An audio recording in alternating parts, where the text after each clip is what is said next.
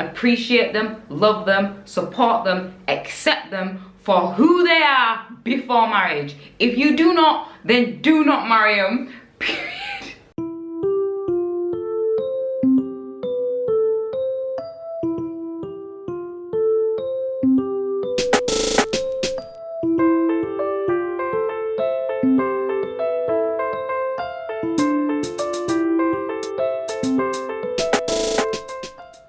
Hello guys, and welcome to another video. Now before I go back to my normal days in my life type vlogs, which would start in October 2022, I just wanted to throw in another video, and this one is called Lessons I've Learned as a Newlywed. So these are for, not really for newlyweds, they're for fiancés, people who are just about to get married, because I think there's a lot of things that happen during the dating stage, especially if you're not living with them, and you want to know, I guess, what's those things, what those specific things are going to be like in marriage. Just things I have learned or things that have been confirmed while I've been married. So I've been married just over 6 months, so I wanted to go through a few points with you guys, kind of like taking it up and take it into consideration, and it doesn't just stop at dating, you know, it also happens in marriage too. So yeah, hopefully you can take something away from this video. Hopefully this is helpful. I feel like sometimes in marriage there's like these unwritten rules that people just don't talk about, so hopefully I can confirm some of those unwritten rules, if that makes sense. Anyways, the points I go through is for both parties, remember that. Number 1, sacrifice and compromise. Now going through the dating stage, it may feel like, it may feel like you're getting wined and dined as a female and everything comes easy. And to be fair, when you are in that honeymoon stage and everything feels great, you don't actually feel like you're sacrificing or compromising anything, because you're so in love. You're so in love that you don't actually feel like it's making a difference to your life in a negative way. Not like sacrificing is always a negative thing, but it can be. For example, if you had to move to a different city to be closer to them and you like the city you're living in, it kind of is a bad thing. It's good because you're going to be close to them, but it's sad because you want to stay where you are, you know, kind of bittersweet. And so in marriage, there's definitely sacrifice and compromise. And you know, I don't know if any of you guys be watching Love is Blind, but the amount of compromising and sacrificing you'll see from that show that people will need to do, whether it is moving to a different city, whether it is taking on a pet, whether it is dealing with the in-laws that don't like you too tough. You know, there's so many different compromises. You know, money, like, it can go on forever, but it's something that must be done, because two people coming together, you know, it's like two jigsaw pieces that don't yet fit, and it takes time to fit, and for it to fit, for the pieces to come together, there must be compromise and sacrifice on both parts. Number 2 is magnified. So everything you saw in dating, whether it's good or bad, becomes magnified in marriage. Okay, let me give you a good and a bad example. So if he, in the dating stage, he lies, you know, like kind of like white lies, I guess, you know, for no reason, but he just lies.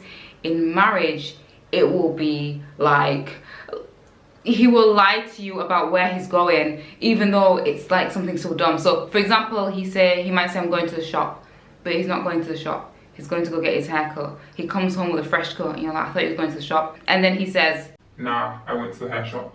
And you're just like, well, why didn't you just say you're going to the hair shop? And it gets more and more, and you realize the lies is, I don't know, there's a word for it.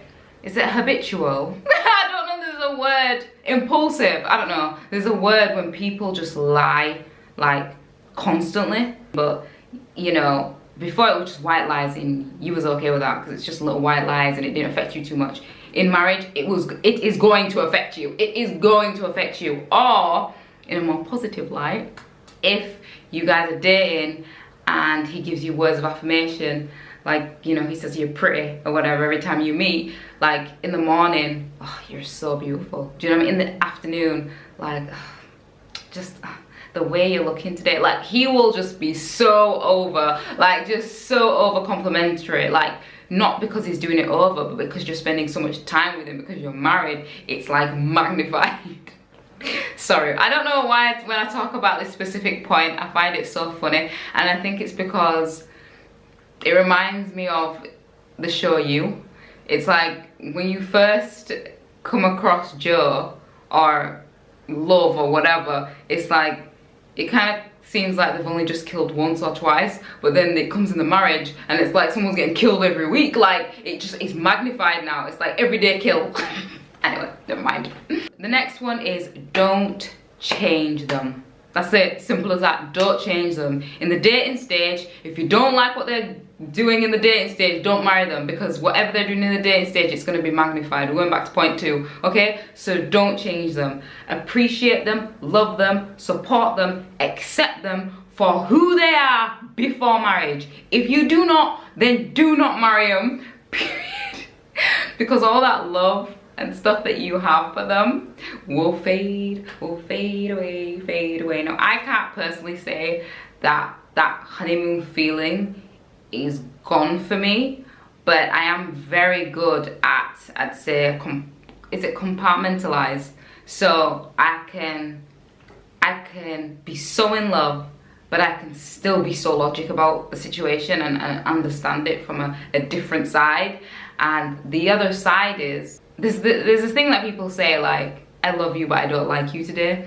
Those days where you don't like them and they're showing the bits of personality that you didn't like in their dating stage, it's going to be very, very difficult for you. Do you know, for example, if you marry someone, this is gonna sound so bad, if you marry someone and they're ugly to you, right? They're ugly to you. I'm being very specific about to you, because beauty is in the eye of the beholder. If you marry someone and they're ugly to you, and all of a sudden y'all have a fight, you ugly anyway. Like, it's like the first thing that's gonna come, and then to you it's like, why am I even gonna stay with this man? There's so many good-looking men out there. Why am I staying with this ugly fish? Do you understand? Like, so make sure beforehand you appreciate and love them, because when it comes to the relationship and you don't like them that day, it's going to be very, very difficult to come back from that. You know, divorces are on the rise and marriage is so sacred and important, and, you know, I don't know if anyone wants to be divorced. I'm just trying to help you out. Like, I don't know if anybody actually wants to end up divorced in life. So don't marry potential. Yes, I guess you can marry potential, but don't marry them thinking that when they do get married to you, they're going to be this. You just don't know that, and, you know, it's too risky, okay? It's too risky out here. The next one is foundation is everything. I struggle to talk about foundation other than Christianity, other than Jesus Christ. I really, really do. I struggle to get past that, because that is my foundation, and honestly, that is the only foundation. I don't know how relationships stay together without Christ. I don't get it, and that's okay. I don't have to get it. It's nothing to do with me. All I'm saying is that whatever foundations you guys have, whatever it is, other than, you know, if it is Jesus Christ, then it meant that. But if not, then whatever your foundation is in a relationship, make sure the other person is on the exact same page, because the thing is, when things go belly up, you all are supposed to be able to come back to the foundation, because that is how you guys stay grounded. You know, the man who built the house on the sand versus the man who built the house on the rock. Your relationship needs to be on the rock, which means your foundation needs to be strong. If your foundation is weak, then you would have built your foundation on the sand, and any little thing is just gonna whoop, swoop it away. Forgive and forget quickly. This one was a hard one for me, I'm not gonna lie. Not the forgiveness, it's more like, not the forgive and the forget, it's the quickly part.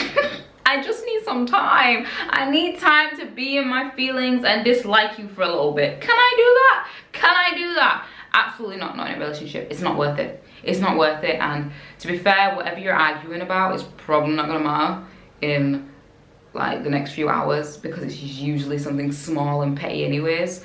And my husband is the type of guy who will chase me around the house until I'm smiling and laughing. Like, I can't even be mad at him for 2 minutes. Like, he just won't let me have that space to be angry at him for 2 minutes.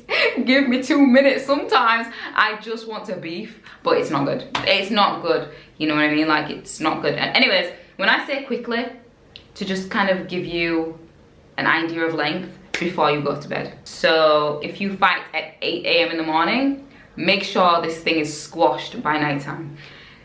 If you fight at 8 PM in the day, you only got a couple hours, depending on what time you go to sleep, to squash it. Because ain't no one trying to go to bed like that. You might wake up. Tomorrow's not promised, isn't it? Tomorrow is not promised. So if you go to bed angry and you wake up and the other person doesn't, I'm gonna leave it there. Trust. It's going straight in there. Trust. We all know trust is a big thing. I heard something the other day, something about divorces, and that in a divorce report, the words social media has gone up so much. And so a lot of it is to do with social media, and I think a lot of it is based down to trust. My husband thankfully doesn't have social media, but at the end of the day, if he wants to go on my social media, I'll just give him my phone. I'll give him my phone, but I do encourage him to stay away from my social media, because if you try to look for something, you will find it. Even though it's not even there, but you're looking for something, but you have to trust the other person. Now, when I say trust, and I'm talking about these different things, you know, I am having in mind two people that are trustworthy, that are loyal, that love each other, that are good for each other, that care for each other, that really want this relationship to work. I'm not talking about people that are moving mad. I'm just talking about general people. And so one of the things you need in your marriage, let alone dating, but in your marriage especially, is trust. Is trust. You know, if I go out to work and I'm staying late, don't be calling on my phone like, oh my gosh, where are you now, where are you now, where are you now? Okay, to be fair, I do that, but I do that for different purposes. I just want to make sure he's safe and okay, but it's not because I think he's out doing the dirty or something. Like, I don't think it's anything to do with that. But yeah, trust is a big one. Trust is a big one, and in this day and age, a lot of it has to do with social media. I personally, if my husband had social media, I would block him on every social media, because I don't have time for those unnecessary arguments. Like, it's a lot, and I just cannot, and I'm tired. He doesn't have social media, so he can feel free to go on my Instagram whenever he wants, it doesn't matter. But if he was like proper, like on social media, like a proper user, then I'd have to block him, because I'm not trying to have an argument about why John has liked my last photo. I don't know. I don't even follow John. Do you understand? Us against the world. Us against the world. That kind of speaks for itself. It is you two against everyone. Not like in like a violent way, but you put each other first before anyone. Not God, obviously.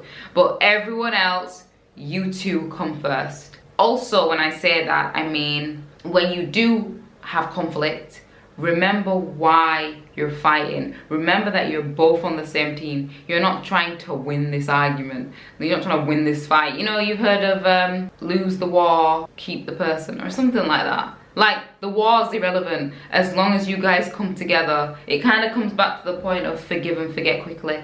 You know what I mean? Say sorry and make up and kiss. It's kind of on the same lines as that. It's you two against the world. So if you guys are fighting, you guys need to be fighting for the same thing. And when you realize that you are on the same team, it's conflict resolution is easier. You can resolve things quicker when you are both on the same page about what's going on. Like, why are we fighting against each other? Like, we're on the same team. Okay, this happened. It's crap. Let's sort it and make sure it doesn't happen again. You know, like, quick. Get it over and done with, because we have to be us against the world. And also, in another side of that is, when you're out in public, in the publics, you know what I mean, in front of other people, keep a united front. Keep a united front, because if you do not, and you start arguing in front of people, it shows cracks. And what happens is people, whether it be your family or your friends, they start to come in through those cracks. and then what happens? The cracks get wider and wider and wider. And so when you have a public argument or whatever, you're allowing people to come into your relationship. That's what it is. You're allowing people to come into your relationship to input. You don't want that, because most likely his friends and family is going to be on his side, and your friends and family are going to be on your side, and it's just going to keep creating that separation. If it's you two against the world, then you two have to sort out your own ish, okay, behind closed doors. If there's something that happens in public, don't worry about it. Deal with it later. Don't be spilling your dirty laundry everywhere. And also, you know, there could be other men and other women who are interested in you or waiting for your marriage to break down, and so they want to see the cracks so they can be a demon and come in between those cracks, okay? Last but not least, happy house, happy spouse. I made that up, but I still feel like I'm gonna find it somewhere on the internet and feel like, okay, I didn't make it up. But I did. Like, I've never seen happy house, happy spouse. The reason why I came up with that is because I always see happy wife, happy life. So I was like, no, bun that. Like, absolutely, I mean, sorry, forget that. Forget that. Throw that in the bin. Happy house, happy spouse. If you're both happy, if both your needs are getting met, if everybody's good in the house, then everybody's good in the house, basically. You know, you want everyone to be happy. You want both sides to be good. What is the point of you being happy and your spouse being miserable? That would make me miserable. And to be fair, when my spouse is sad, it makes me sad. You know, when he's angry, I feel so uneasy. Like, I don't like it. I don't like that feeling. I love it when we're both happy, when we're both good, when we're both on the same page, when we're both enjoying life. Happy house, happy spouse. Happy house, happy spouse. Keep saying it and keep working on it, because it's important to have a beautiful marriage. I say that, I've been married 2 minutes, but that's what I've learned. That's what I've learned only in over 6 months. Learned / confirmed in over 6 months. So, you know, if you're engaged, if you're a fiance, if you're fiance, it's just some things to take into consideration. It would be great for people who've been married for years and years and years to put down in the comment section below, am I chatting rubbish? Or is there some truth in what I'm saying, and is there more advice that you could give for me and for others who are either at the beginning of their marriage or about to get married? Thank you so much for watching, and I will see you on my next vlog, I guess. Bye guys.